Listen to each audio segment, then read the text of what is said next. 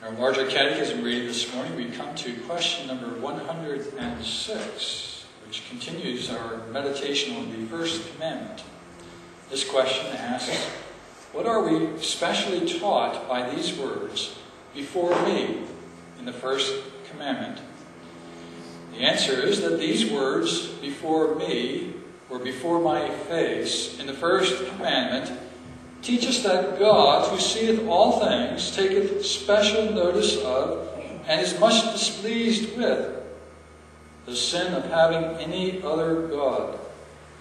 That so it may be an argument to dissuade from it, and to aggravate it as a most impudent provocation, as also to persuade us to do as in His sight, whatever we do in His service. The commandment teaches us not to have any other gods before me.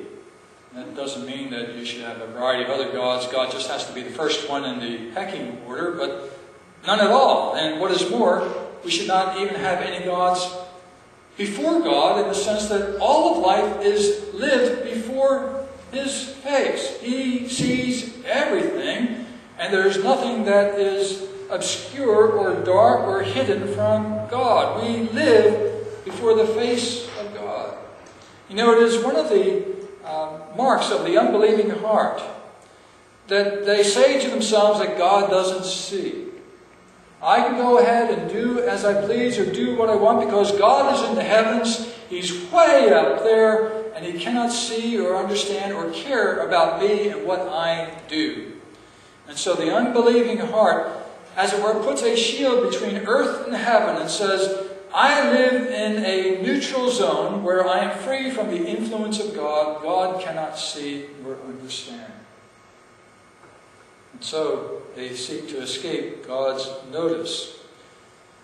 This commandment, right at the very start, reminds us that we live before God. He sees us thoroughly, completely, not only our outward behaviors as though He is an objective observer of what we do, but also He sees that which is within us. Our thoughts, our feelings, our desires, our passions, all of these things are lived before God. He sees us inside and out. There's nothing hidden from the face of God. And so for all men, this ought to be, on the one hand, a word of fear and of judgment to them, in that there is nothing that they can do that escapes the notice of God. Not only in outward behaviors out in public, but also in private behaviors, also within the attitudes of the heart. We all stand before God. And so it ought to challenge the unbeliever to turn from his idolatry and sin and to yield his life in obedience to the true God who sees all things. At the same time, it is an encouragement for the believer. It encourages us to know that God does see and understand and know what we are going through. I think of the story in the book of Genesis where Hagar has left Sarah's service and has wandered off into the wilderness on her own. She is depressed and she feels abandoned and she is about to die in the wilderness.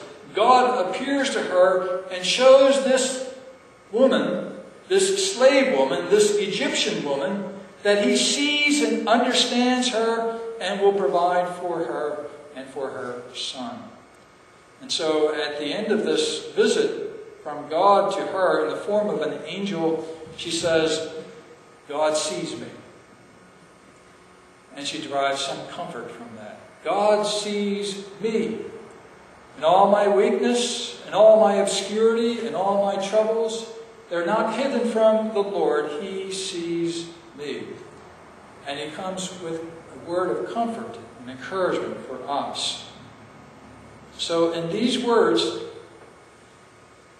where we are reminded that we are to have no other gods before me, before the Lord, it reminds us that we do live before the Lord, and as we have Him as our God, He sees us, and He brings us His blessing and His encouragement, His help. All that we do is done in His sight when it's done for His glory, and He will bless it.